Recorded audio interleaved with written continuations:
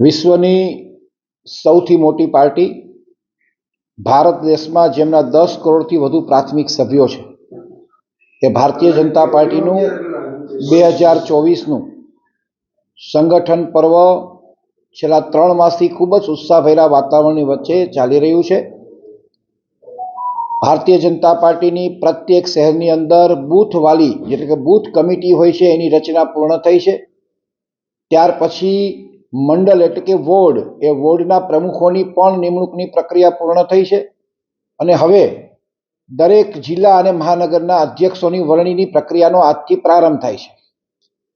આજે રાજકોટ મહાનગરપાલિકાની વાત કરું તો રાજકોટ મહાનગરપાલિકાના પ્રમુખ પદ માટે ઉમેદવારી પત્ર ભરવાનો આજનો દિવસ છે। દરેક શ્રેણીના કાર્યકર્તાઓ આમાં પોતાનું ફોર્મ ઉમેદવારી પત્રક ભરી શકે છે। માત્ર નિયમોને આધીન એટલે કે 3 વખત સક્રિય સભ્યપદ ધરાવતો હોવો જરૂરી છે। પાર્ટીમાંથી સસ્પેન્ડ ન થયેલો હોવો જોઈએ અથવા પરિવારમાંથી કોઈ એક વ્યક્તિ હોદ્દો ધરાવતો હોય તો એ વ્યક્તિ ન હોવો જોઈએ। કોઈ ગુનાહિત પ્રવૃત્તિ સાથે સંકળાયેલો ન હોવો જોઈએ। એવી શરતોને આધીન જે શરતો અમારા કેન્દ્રીય મોવડી મંડળે બનાવેલી છે એ વ્યક્તિ પોતાનું ફોર્મ આજે અમારા ચૂંટણી અધિકારી સમક્ષ રજૂ કરી શકશે। 10:30થી આ પ્રક્રિયાનો પ્રારંભ થવાનો છે અને બપોર સુધી આ પ્રક્રિયા ચાલવાની છે। એ આજે અમારી પ્રક્રિયા છે। ભારતીય જનતા પાર્ટી એ સંપૂર્ણ લોકશાહી ઢબે ચાલતી પાર્ટી છે। પાર્ટીમાં કામ કરતો પ્રત્યેક કાર્યકર્તાને ઉમેદવારી પત્ર રજૂ કરવાનો અધિકાર છે। પાર્ટીનો સમર્પિત કાર્યકર્તા, પાર્ટીમાં વર્ષોથી કામ કરતો કાર્યકર્તા એ પોતાની ઉમેદવારી નોંધાવી શકે છે। એટલે દરેકને પાર્ટીનું આહવાન છે કે તમે ચોક્કસ પોતાની ઉમેદવારી નોંધાવી શકો। સેન્સ પ્રક્રિયા આમાં નથી હોતી, માત્ર સંકલન મળશે અને સંકલન મળ્યા પછી એ ચૂંટણી અધિકારી છે એ પ્રદેશ સમક્ષ પોતાનો રિપોર્ટ રજૂ કરશે। સમાજનું સમીકરણ કઈ રીતે આમાં પાર્ટીની વ્યવસ્થા છે, આમાં સીધો સમાજનો સંબંધ હોતો નથી। આ માત્ર પાર્ટીની પ્રક્રિયા છે।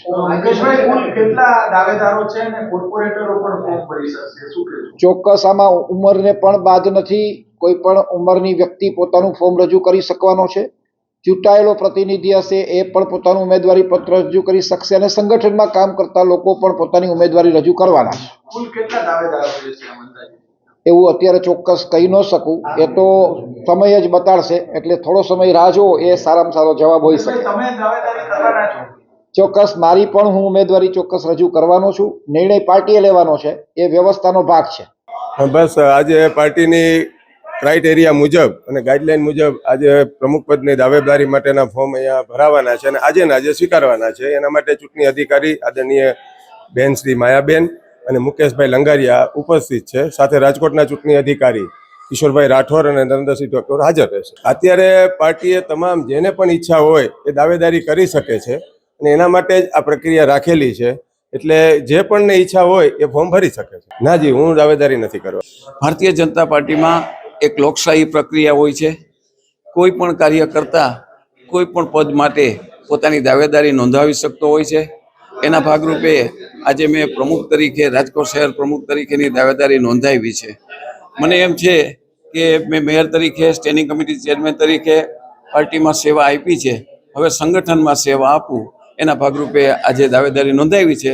પાર્ટી જે કંઈ પણ નિર્ણય લેતી હોય છે એ કાર્યકરોના હિતમાં લેતી હોય છે અને એના ભાગરૂપે આજે મેં દાવેદારી નોંધાવી છે। સ્ટેન્ડિંગ કમિટી ચેરમેન તરીકે 3 વખત રહી ચૂક્યો છું, બાંધકામ ચેરમેન તરીકે રહી ચૂક્યો છું, આરોગ્ય ચેરમેન તરીકે રહી ચૂક્યો છું અને 18 વર્ષ મેયર તરીકે પણ રહી ચૂક્યો છું અને સંગઠનમાં પણ ઘણું કામ કર્યું છે।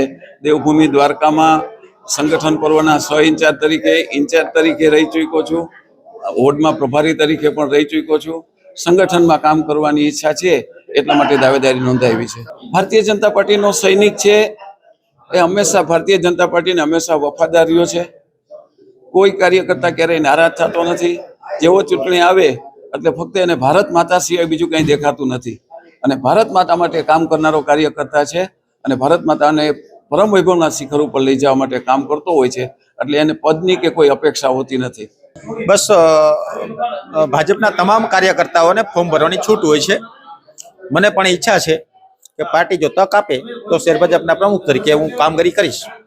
વિવાદ હતો અને એ છે એ વિવાદને અહીંયા કાંઈ પાર્ટીને લેવા દેવા નથી. આ મને વિશ્વાસ છે પાર્ટી મને મોકો આપશે.